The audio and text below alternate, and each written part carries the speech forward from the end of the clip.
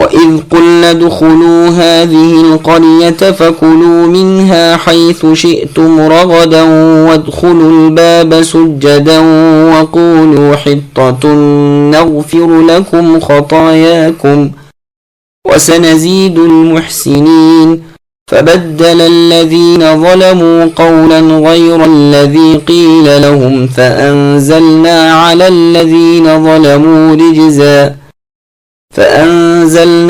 الَّذِينَ ظَلَمُوا رِجْزًا مِّنَ السَّمَاءِ بِمَا كَانُوا يَفْسُقُونَ۔ اور جب ہم نے اے بنی اسرائیل تم سے کہا کہ اس بستی میں جاؤ اور جو کچھ جہاں کہیں سے چاہو با فراغت کھاؤ پیو اور دروازے میں سے سجدہ کرتے ہوئے گزرو اور زبان سے حطتن کہو، ہم تمہاری خطائیں معاف فرما دیں گے اور بھلے لوگوں کو اور زیادہ دیں گے۔ پھر ان ظالموں نے اس بات کو جو ان سے کہی گئی تھی بدل ڈالا، ہم نے بھی ان ظالموں پر ان کے فسق و نافرمانی کی وجہ سے آسمانی عذاب نازل کیا۔ سامعین اب ان آیتوں کی تفسیر سماعت کیجیے۔ جب موسیٰ علیہ السلام مصر سے بنی اسرائیل کو لے کر آئے اور انہیں ارض مقدس میں جانے کا حکم ہوا، یعنی فلسطین میں، جو زمین ان کی موروثی تھی، ان سے کہا گیا کہ یہاں جو عمالیق ہیں ان سے جہاد کرو، تو ان لوگوں نے نامردی دکھائی جس کی سزا میں انہیں میدان طی میں ڈال دیا گیا، جیسے کہ سورہ مائدہ میں ذکر ہے۔ قریہ سے مراد بیت المقدس ہے۔ سدی، ربیع، قتادہ، ابو مسلم رحمۃ اللہ علیہم وغیرہ نے یہی کہا ہے۔ قرآن میں ہے کہ موسیٰ علیہ السلام نے اپنی قوم سے کہا، اے میری قوم، اس پاک زمین میں جاؤ جو تمہارے لیے لکھ دی ہے۔ بعض کہتے ہیں اس سے مراد اریحا ہے، بعض نے کہا ہے مصر مراد ہے، لیکن صحیح قول پہلا ہی ہے کہ مراد اس سے بیت المقدس ہے۔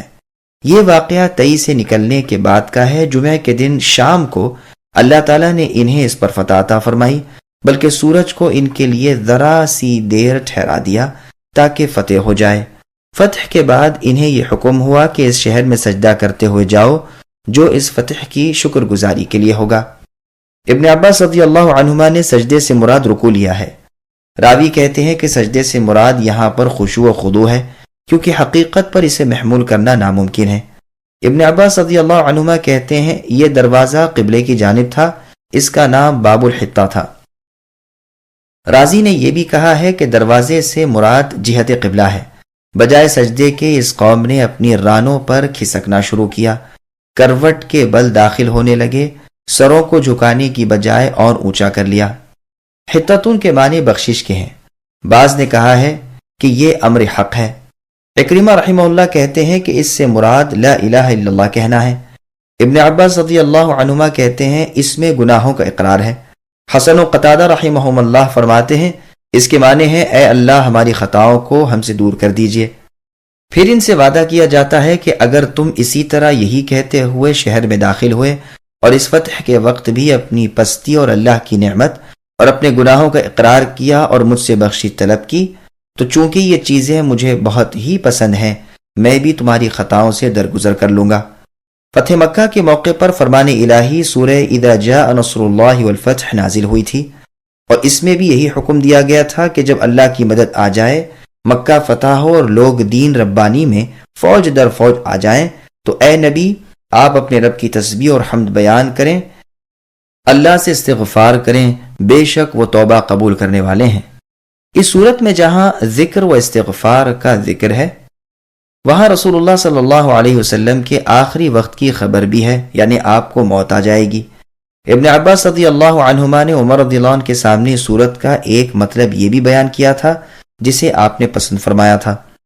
جب مکہ فتح ہونے کے بعد رسول اللہ شہر میں داخل ہوئے تو انتہائی تواضع اور مسکینی کے آثار رسول اللہ پر آیا تھے، یہاں تک کہ سر جھکائے ہوئے تھے کہ اونٹنی کے پالان سے سر لگ گیا تھا۔ شہر میں جاتے ہی غسل کر کے ضحیٰ کے وقت 8 رکعت نماز ادا کی، جو ضحیٰ کی نماز بھی تھی اور فتح کے شکریہ کی بھی، اور دونوں طرح کے قول محدثین کے ہیں۔ سعد بن ابی وقاص رضی اللہ عنہ نے جب ملک ایران فتح کیا اور کسریٰ کے شاہی محلات میں پہنچے تو اسی سنت کے مطابق 8 رکعت پڑھیں، 2 رکعت ایک سلام سے پڑھنے کا بعض کا مذہب ہے، اور بعض نے یہ بھی کہا ہے کہ 8 ایک ساتھ ایک ہی سلام سے پڑھیں، واللہ اعلم۔ صحیح بخاری میں ہے کہ رسول اللہ صلی اللہ علیہ وسلم فرماتے ہیں بنی اسرائیل کو حکم کیا گیا کہ وہ سجدہ کرتے ہوئے اور حطتن کہتے ہوئے دروازے سے داخل ہوں، لیکن انہوں نے بدل دیا اور اپنی رانوں پر گھسیٹتے ہوئے اور حطتن کی بجائے حبتن فی شعرتن کہتے ہوئے داخل ہوئے۔ نسائی، عبدالرزاق، ابو داؤد، مسلم اور ترمذی میں بھی یہ حدیث باختلاف الفاظ موجود ہے اور سندن صحیح ہے۔ برا بن عازب رضی اللہ عنہ فرماتے ہیں سیقول السفہاء میں سفہاء یعنی بے وقوفوں سے مراد یہود ہیں جنہوں نے اللہ تعالیٰ کی بات کو بدل دیا تھا۔ ابن مسعود رضی اللہ عنہ فرماتے ہیں حطتن کے بدلے انہوں نے حنطتن حبتن حمراء فیہا شعیرتن کہا تھا۔ ان کی اپنی زبان میں ان کے الفاظ یہ تھے حطا سمعانا الزب مزبع۔ ابن عباس رضی اللہ عنہما بھی ان کی اس تبدیلی کو بیان فرماتے ہیں کہ رکوع کرنے کے بدلے وہ رانوں پر گھسیٹتے ہوئے اور حطتن کے بدلے حنطتن کہتے ہوئے داخل ہونے لگے۔ عطا، مجاہد، عکرمہ، ضحاک، حسن، قتادہ، ربیع، یحییٰ رحمۃ اللہ علیہم نے بھی یہی بیان کیا ہے۔ مطلب یہ ہے کہ جس قول و فعل کا انہیں حکم دیا گیا تھا انہوں نے اسے مذاق میں اڑایا جو صریح مخالفت اور معاندت تھی، اسی وجہ سے اللہ تعالیٰ نے ان پر عذاب نازل فرمایا۔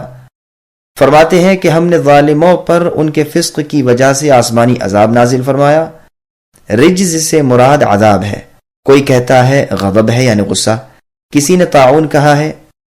صحیح مسلم کی ایک مرفوع حدیث میں ہے طاعون رجز ہے اور یہ عذاب تم سے پہلے لوگوں پر اتارا گیا تھا۔ بخاری و مسلم میں ہے رسول اللہ صلی اللہ علیہ وسلم فرماتے ہیں جب تم سنو کہ فلاں جگہ طاعون ہے تو وہاں نہ جاؤ۔ ابن جریر رحمہ اللہ کی تفسیر میں ہے کہ یہ دکھ اور بیماری رجز ہے جس سے تم سے پہلے لوگ عذاب دیے